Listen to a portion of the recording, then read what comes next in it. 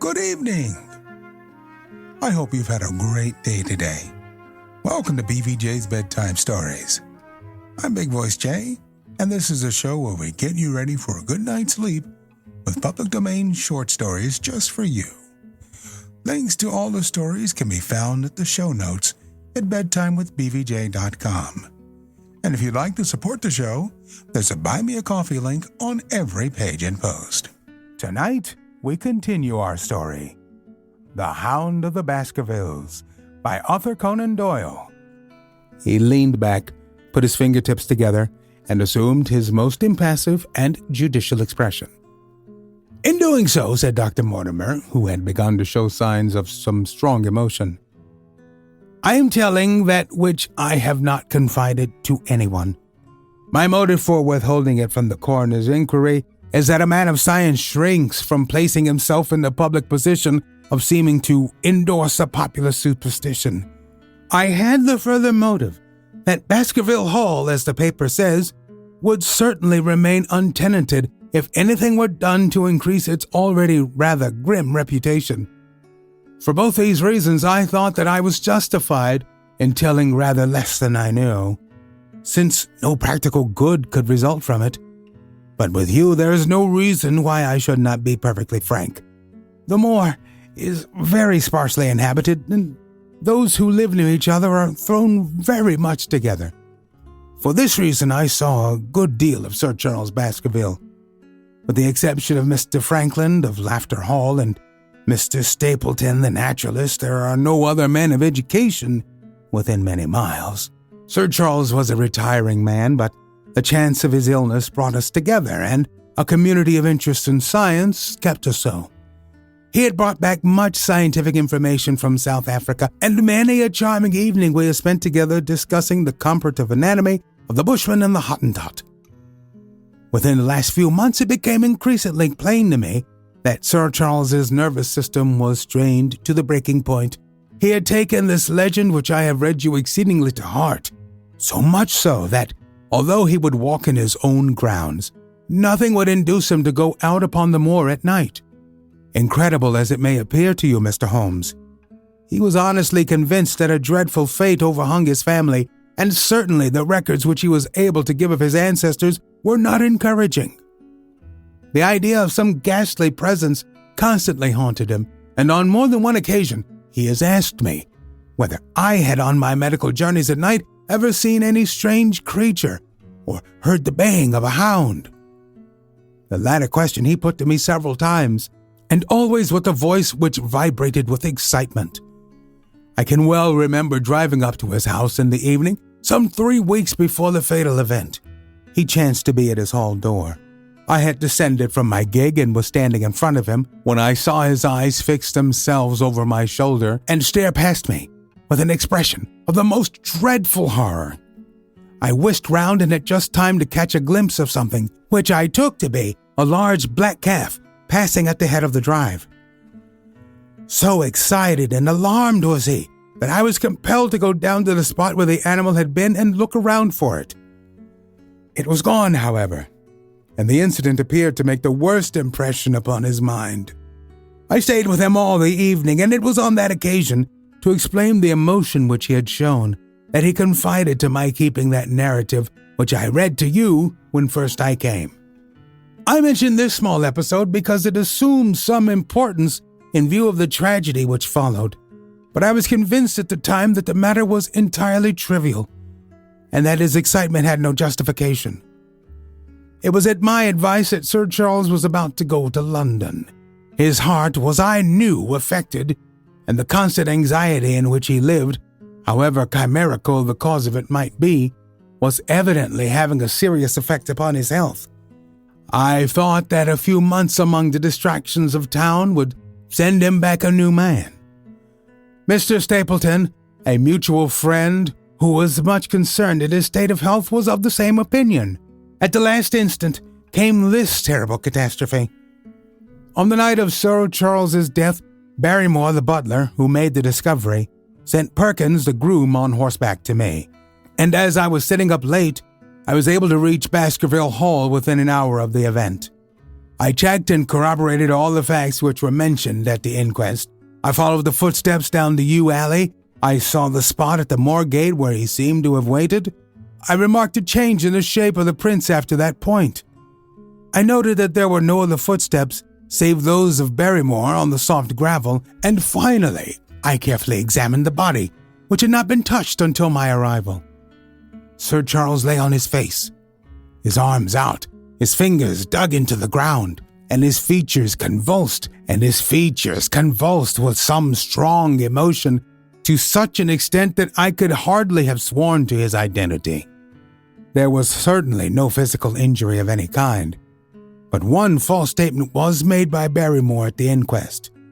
He said that there were no traces upon the ground round the body. He did not observe any, but I did, some little distance off, but fresh and clear. Footprints? Footprints. A man's or a woman's? Dr. Mortimer looked strangely at us for an instant, and his voice sank almost to a whisper as he answered, "Mr. Holmes, they were the footprints of a gigantic hound." We'll return with this story. We'll continue with this story. We'll continue our story on our next episode. We are always on the hunt for great stories like these to feature on the show.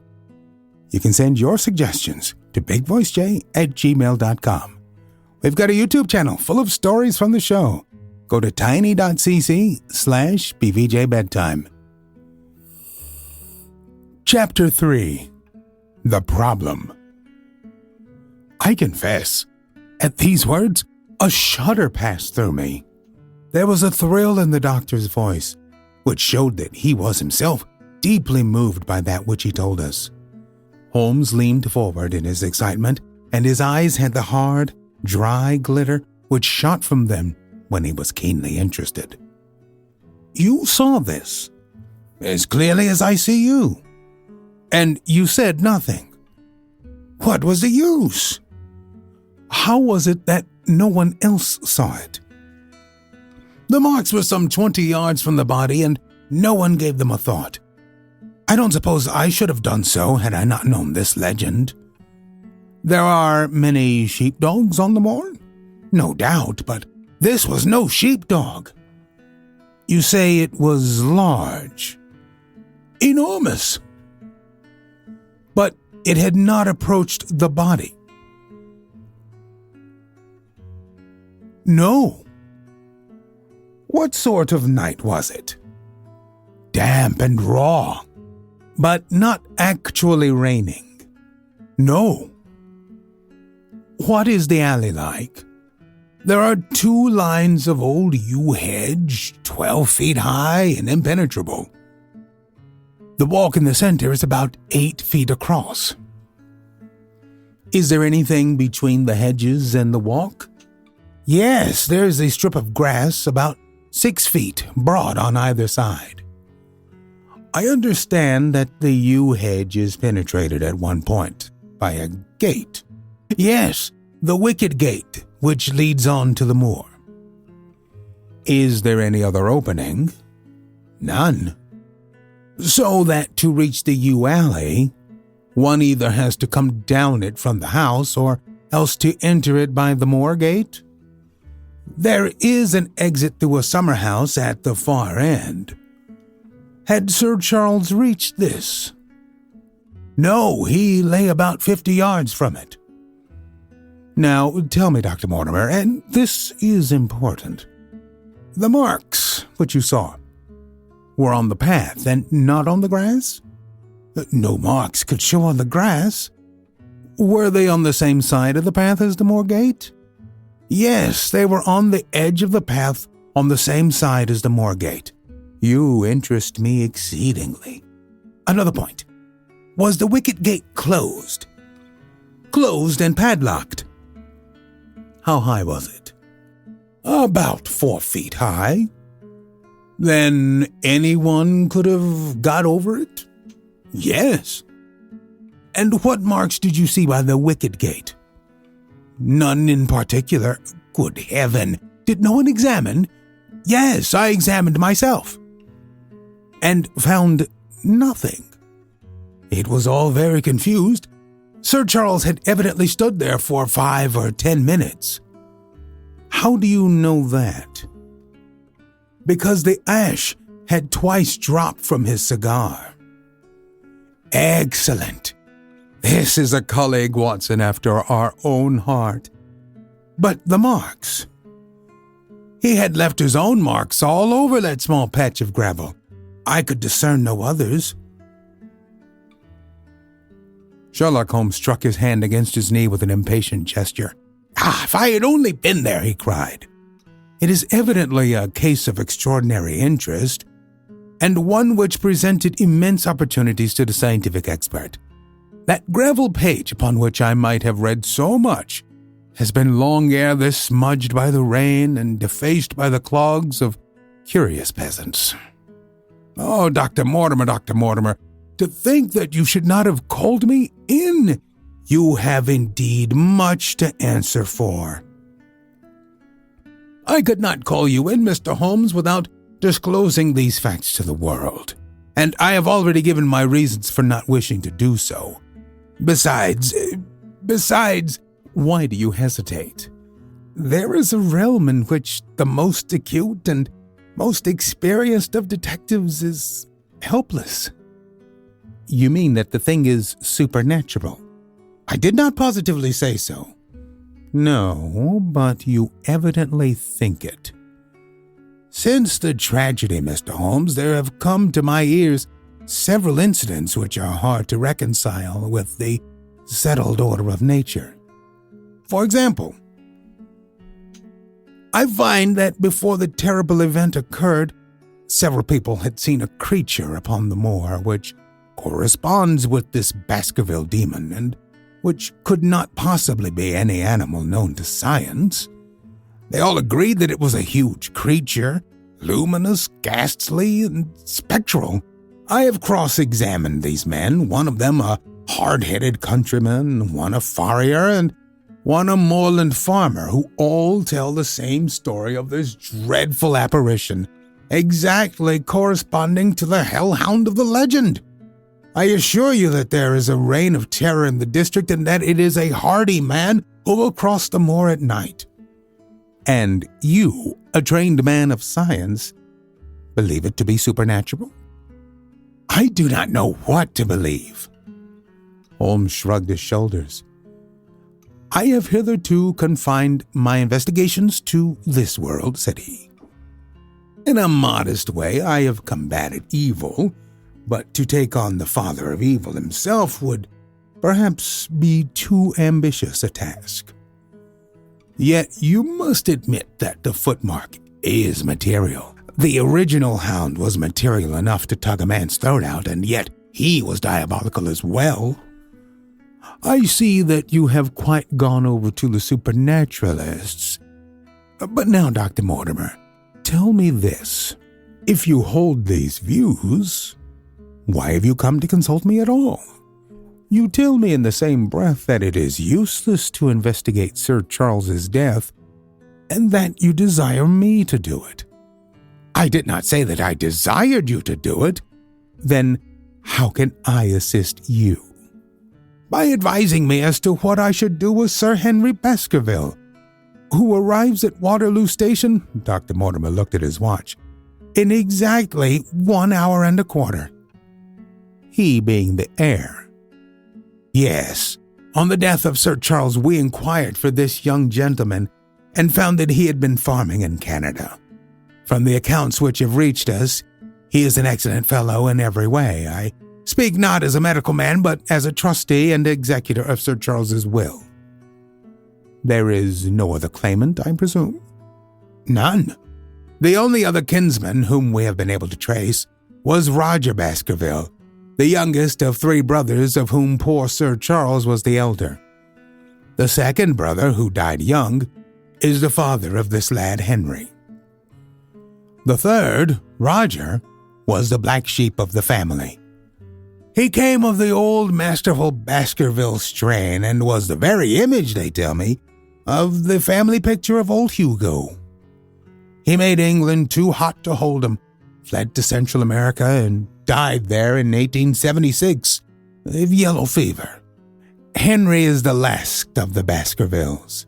I have had a wire that he arrived at Southampton this morning. Now, Mr. Holmes, what would you advise me to do with him? Why should he not go to the home of his fathers? It seems natural, does it not? And yet consider that every Baskerville who goes there meets with an evil fate.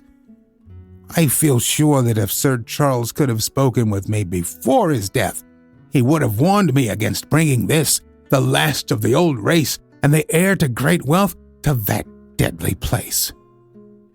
And yet it cannot be denied that the prosperity of the whole poor, bleak countryside depends upon his presence. All the good work which has been done by Sir Charles will crash to the ground if there's no tenant of the hall. I fear lest I should be swayed too much by my own obvious interest in the matter, and that is why I bring the case before you and ask for your advice." Holmes considered for a little time. "Put in the plain words, the matter is this," said he. "In your opinion, there is a diabolical agency which makes Dartmoor an unsafe abode for Baskerville. That is your opinion? At least I might go the length of saying that there is some evidence that this may be so." "Exactly. But surely, if your supernatural theory be correct, it could work the young man evil in London as easily as in Devonshire. A devil with merely local powers like a parish vestry would be too inconceivable a thing." "You put the matter more flippantly, Mr. Holmes, than you would probably do if you were brought into personal contact with these things. Your advice, then, as I understand it, is that the young man will be as safe in Devonshire as in London. He comes in 50 minutes. What would you recommend?" "I recommend, sir, that you take a cab, call off your spaniel who is scratching at my front door, and proceed to Waterloo to meet Sir Henry Baskerville. And then? And then you will say nothing to him at all until I have made up my mind about the matter." "How long will it take you to make up your mind?" 24 hours. At 10 o'clock tomorrow, Dr. Mortimer. I will be much obliged to you if you will call upon me here, and it will be of help to me in my plans for the future if you'll bring Sir Henry Baskerville with you." "I will do so, Mr. Holmes." He scribbled the appointment on his shirt cuff and hurried off in his strange, peering, absent-minded fashion. Holmes stopped him at the head of the stair. "Only one more question, Dr. Mortimer. You say that before Sir Charles Baskerville's death, several people saw this apparition upon the moor? 3 people did.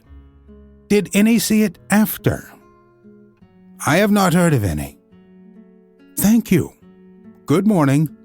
Holmes returned to his seat with that quiet look of inward satisfaction, which meant that he had a congenial task before him. "Going out, Watson?" "Unless I can help you." "No, my dear fellow, it is at the hour of action that I turn to you for aid. But this is splendid, really unique from some points of view. When you pass Bradley's, would you ask him to send up a pound of the strongest shag tobacco?" "Thank you. It would be as well if you could make it convenient not to return before evening. Then I should be very glad to compare impressions as to this most interesting problem which has been submitted to us this morning." I knew that seclusion and solitude were very necessary for my friend in those hours of intense mental concentration, during which he weighed every particle of evidence, constructed alternative theories, balanced one against the other, and made up his mind as to which points were essential and which immaterial. I, therefore, spent the day at my club and did not return to Baker Street until evening. It was nearly 9 o'clock when I found myself in the sitting room once more. My first impression as I opened the door was that a fire had broken out, for the room was so filled with smoke that the light of the lamp upon the table was blurred by it. As I entered, however, my fears were set at rest, for it was the acrid fumes of strong, coarse tobacco which took me by the throat and set me coughing. Through the haze, I had a vague vision of Holmes in his dressing gown, coiled up in an armchair with his black clay pipe between his lips. Several rolls of paper lay around him. "Caught cold, Watson?" said he. "No, it's this poisonous atmosphere. I suppose it is pretty thick, now that you mention it." "Thick? It is intolerable. Open the window, then." "You have been at your club all day, I perceive?" "My dear Holmes, am I right?" "Certainly, but how?" He laughed at my bewildered expression. "There's a delightful freshness about you, Watson, which makes it a pleasure to exercise any small powers which I possess at your expense. A gentleman goes forth on a showery and miry day. He returns immaculate in the evening with the gloss still on his hat and boots. He's been a fixture there for all day. He is not a man with intimate friends. Where then could he have been? Is it not obvious?" "Well, it is rather obvious. The world is full of obvious things which nobody by any chance ever observes. Where do you think that I have been? A fixture also. On the contrary, I've been to Devonshire." "In spirit?" "Exactly. My body has remained in this armchair, and has, I regret to observe, consumed in my absence 2 large pots of coffee and an incredible amount of tobacco. After you left, I sent down to Stamford's for the ordnance map of this portion of the moor, and my spirit has hovered over it all day. I flatter myself that I could find my way about." "A large-scale map, I presume?" "Very large." He unrolled one section and held it over his knee. "Here you have the particular district which concerns us. That is Baskerville Hall in the middle." "With a wood round it?" "Exactly. I fancy the yew alley, though not marked under that name, must stretch along this line with the moor, as you perceive, upon the right of it. This small clump of buildings here is the hamlet of Grimpen, where our friend Dr. Mortimer has his headquarters. Within a radius of 5 miles there are, as you see, only a very few scattered dwellings. Here is Laughter Hall, which was mentioned in the narrative. There's a house indicated here, which may be the residence of the naturalist. Stapleton, if I remember right, was his name. Here are 2 moorland farmhouses, Hightor and Foulmire. Then 14 miles away, the great convict prison of Princeton. Between and around these scattered points extends the desolate, lifeless moor.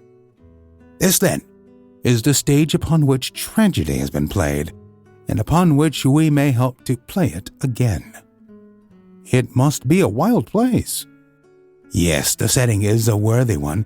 If the devil did desire to have a hand in the affairs of man, then you are yourself inclining to the supernatural explanation. The devil's agents may be of flesh and blood, may they not? There are 2 questions waiting for us at the outset. The one is whether any crime has been committed at all. The second is, what is the crime and how was it committed? Of course, if Dr. Mortimer's surmise should be correct, and we are dealing with forces outside the ordinary laws of nature, there is an end of our investigation. But we are bound to exhaust all other hypotheses before falling back upon this one. I think we'll shut that window again, if you don't mind. It is a singular thing, but I find that a concentrated atmosphere helps a concentration of thought. I have not pushed it to the length of getting into a box to think, but that is the logical outcome of my convictions. Have you turned the case over in your mind?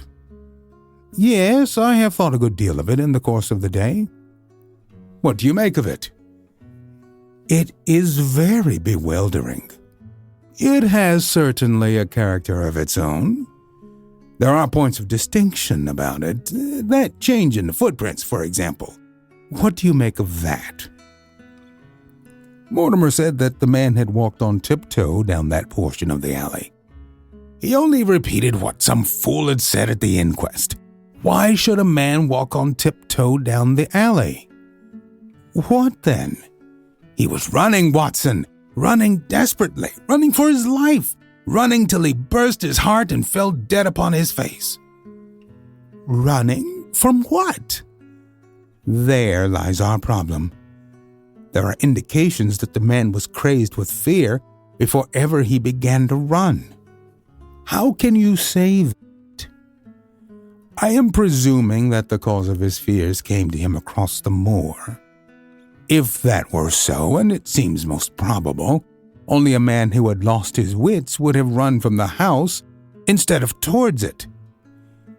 If the evidence may be taken as true, he ran with cries for help in the direction where help was least likely to be. Then again, whom was he waiting for that night, and why was he waiting for him in the yew alley rather than in his own house? You think that he was waiting for someone? The man was elderly and infirm. We can understand his taking an evening stroll, but the ground was damp and the night inclement. Is it natural that he should stand for 5 or 10 minutes, says Dr. Mortimer, with more practical sense than I should have given him credit for, deduced from the cigar ash? But he went out every evening. I think it unlikely that he waited at the Moorgate every evening. On the contrary, the evidence is that he avoided the moor. That night, he waited there. It was the night before he made his departure for London. The thing takes shape, Watson. It becomes coherent. Might I ask you to hand me my violin, and we will postpone all further thought upon this business until we have had the advantage of meeting Dr. Mortimer and Sir Henry Baskerville in the morning. We'll continue our story on our next episode. We are always on the hunt for great stories like these to feature on the show. You can send your suggestions to bigvoicej@gmail.com. We've got a YouTube channel full of stories from the show. Go to tiny.cc/BVJBedtime. If you found some value in our storytelling tonight, don't forget to show the love. There's a Buy Me a Coffee link on every post. Thank you so much for listening. Good night. Diamond Club hopes you have enjoyed this program.